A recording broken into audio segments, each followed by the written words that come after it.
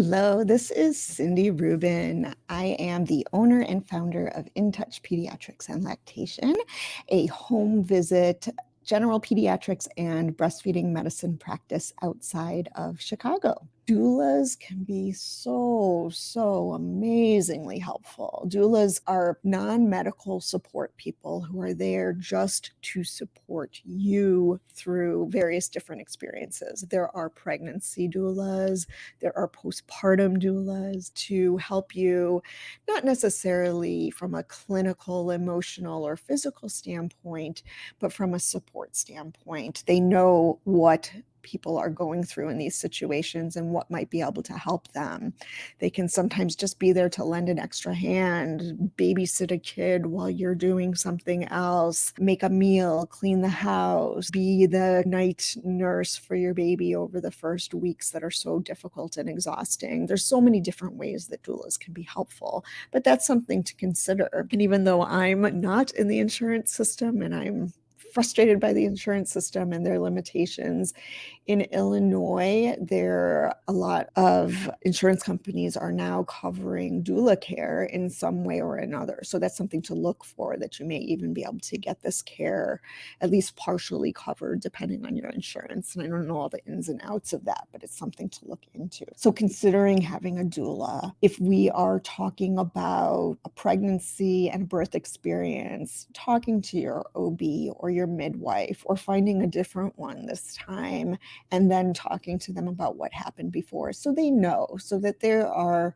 there with you and they understand what you went through last time. And it's not that it can always be promised that these things aren't going to happen. Sometimes medically traumatic things have to happen in order to save somebody's life. But if they know what the experience has been in the past, then they may be able to better address how this next experience is going to go forward. So that is one thing. If this is regarding breastfeeding, then having your breastfeeding support ready. So having a prenatal consult with either a lactation consultant or a breastfeeding medicine specialist, depending on what the issues are, so that you not only can process a little bit about what happened before, but also come up with a good plan in place to deal with some of the issues that happened before so that hopefully they won't be repeated. And then to have your breastfeeding support for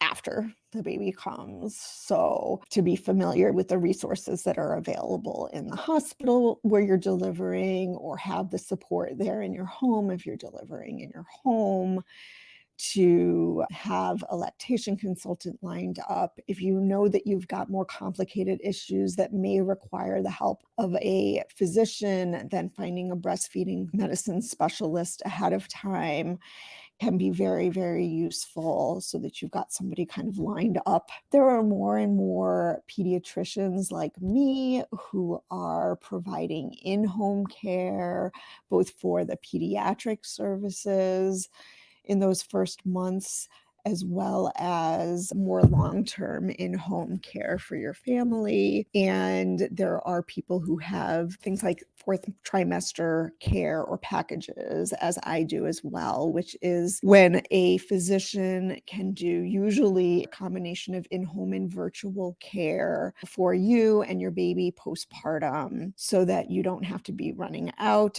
battering the elements. Like today, it's 1 degree out or something like that. And to have to go out in that with your newborn is very stressful and difficult, and you are recovering from something as well. But those professionals also can help to monitor you, the parent, the mother, the family, as you're transitioning through this fourth trimester, to make sure that you have your ducks in a row and that everybody has the support that they need, and monitor your mental health, your physical health, and then communicating with your physicians as we transition you back to them to handle further care, or in the moment to handle more complicated care that we may not be able to handle ourselves. But to have somebody who's coming into your home and asking you the right questions and checking up on you. This is just something that we don't have in the United States as a default, and many countries do, and it really does change outcomes, and it is something that we need to change in this country to provide more automatically for moms and families and babies. One thing that you may have heard me mention in other little blurbs, something that I think that is helpful when you're going to have a baby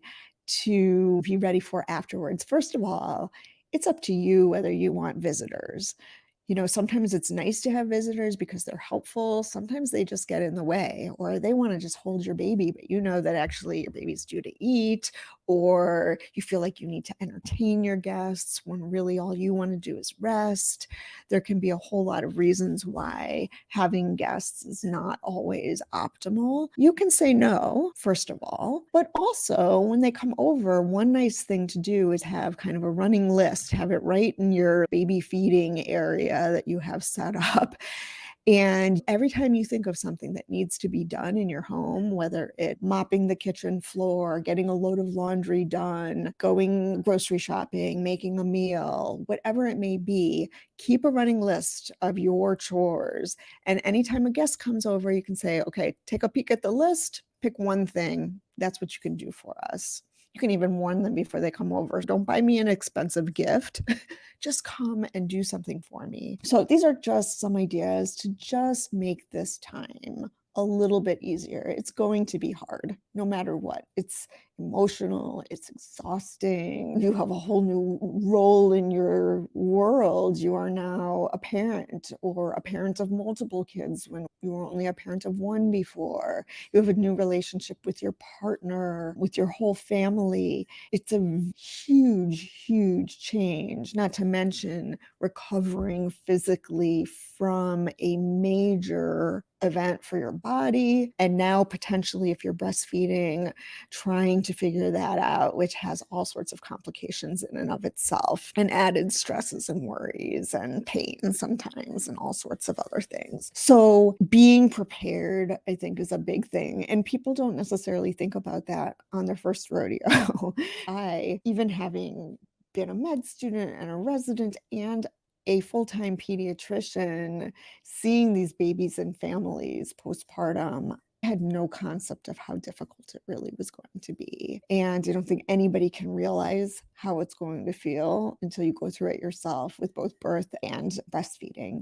So just knowing that it's not necessarily going to be bad, but it's going to be challenging. And there's nothing wrong with being prepared and having all of your different kinds of support there for you and ready to go when you need them. I feel like I veered off into some other things, but these are all things that can help to either prevent, hopefully, that PTSD from coming to the surface if there were bad experiences in the past, and to address them quickly and professionally and with the correct resources if they do come up again. Getting back specifically to having a perinatal health specialist, perinatal therapist involved, I think can be very helpful. Not only do they know the nuances and right questions to ask and things to address as you're going through the journey, they also may know the right people to hook you up with if you need additional help. So let's say you do need a pelvic floor therapist, or you do need a breastfeeding specialist, or you need a psychiatrist to help with prescribing medications.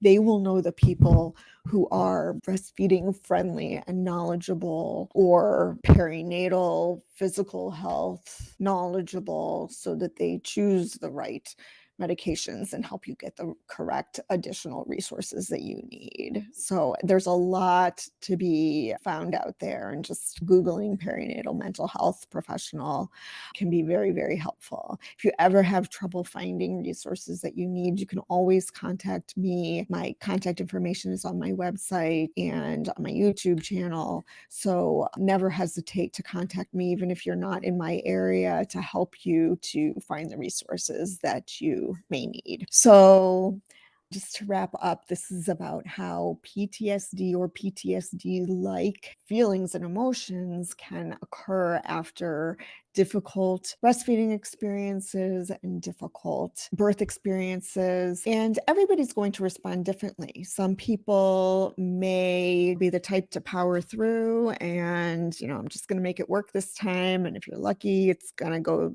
differently the second time and all is good. Some people may feel like, you know what, this is too much for me. Let's say with the breastfeeding, it's just too much and it's bringing up too much. I'm not enjoying having this baby here with me. I'm going to give formula in a bottle. That's okay if that is your decision and if that is what you need physically, mentally, emotionally. That is always okay. What's important to me is that you have the resources and knowledge to empower yourself to do whatever is right for you. So I, as a breastfeeding medicine specialist, can give you all of the millions of things that we can maybe try to make this, that, or the other thing work differently and get closer to what you envision and want to have happen. But that doesn't mean that all of those things are going to be right for you or that any of them are going to be right for me. It's just important for me that you are making an educated decision and that you have all of the information that you need to make that decision. Hope that this has been helpful. I hope that you can find those resources. They are out there. The nice thing now is that a lot of things that didn't used to be available for people who are not in a high resource area now can be found virtually. So a lot of these things can be virtual. And if you've had an experience that has been troublesome, you may not realize it until you're about to go through that or until you are going through that subsequent experience and all of these feelings start coming back to you. So you may not be able to prepare if you don't realize that that's going to happen. But as soon as you start to feel that and realize this is maybe more than just what's normal and you are having trouble and you need some help, just start reaching out to whoever you feel comfortable with and we will help you find the people and resources that you need. And it's okay. It's a real thing. Many people go through this. These are not easy experiences, even though they're wonderful and can be magical and they are miraculous. They are hard. It is hard. It is a challenge. Having a baby, breastfeeding, being a new parent. These are not easy things, and there really is no handbook, unfortunately. And so we have to figure it out a little bit as we go and just make sure that we've got those people behind us to lift us up and support us as we go through it. Hopefully this has been helpful, and I hope you've enjoyed this episode of Keeping in Touch. Have a wonderful week.